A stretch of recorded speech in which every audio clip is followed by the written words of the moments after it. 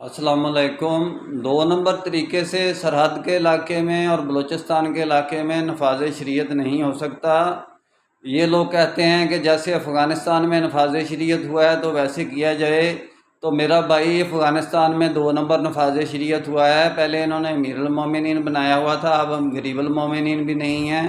اب تو وہاں یعنی کہ ایک صدارتی نظام بھی چل رہا ہے، مکس سا، یعنی کہ جو پہلے جنرل تھے بگوڑے جنرل مالک دوستم، ان کے بھی ساری فوجیں آئی ہوئی ہیں۔ تو یہ حکمت یار بھی آیا ہوا ہے، طالبان الگ سے ہیں، یعنی کہ 3 قسم کے ادھر دھڑے ہیں، ادھر بھی یہ 3 قسم کے دھڑے بنا کے اسلامی نظام کو نفاذ چاہتے ہیں۔ ایک علماء کا، ایک مجاہدین صاحب کا، وہ پتہ نہیں کدھر جہاد کرتے رہے، پہلے بھی ٹیررزم کرتے رہے، دہشت گردی کرتے رہے، اللہ رسول کے نام پر غیر اسلامی طریقے سے جہاد کرتے رہے۔ اب اپنے آپ کو مجاہدین کہنے سے شرم نہیں آتی ان کو؟ اور وہ اپنے آپ کو کون سے مارکے کا مجاہدین کہتے ہیں؟ وہ یہاں دہشت گردی کرنے کا ان علاقوں میں، شمالی علاقہ جات میں تو دہشت گردی ہو رہی ہے۔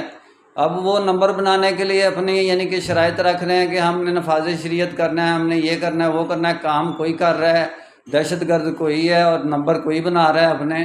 تو یہ کتنی دیر نمبر بنائیں گے؟ ان سے سارے علاقے انشاءاللہ چھین لیے جائیں گے اور ان کے پاس کچھ نہیں رہے گا۔ میرا کام اسلامک ورلڈ کی امن اور یونائٹی کا ہے۔ انشاءاللہ ڈیٹیل میں بات پھر ہوگی۔ نسبت وحدت خدمت خیر کے ساتھ، اللہ حافظ۔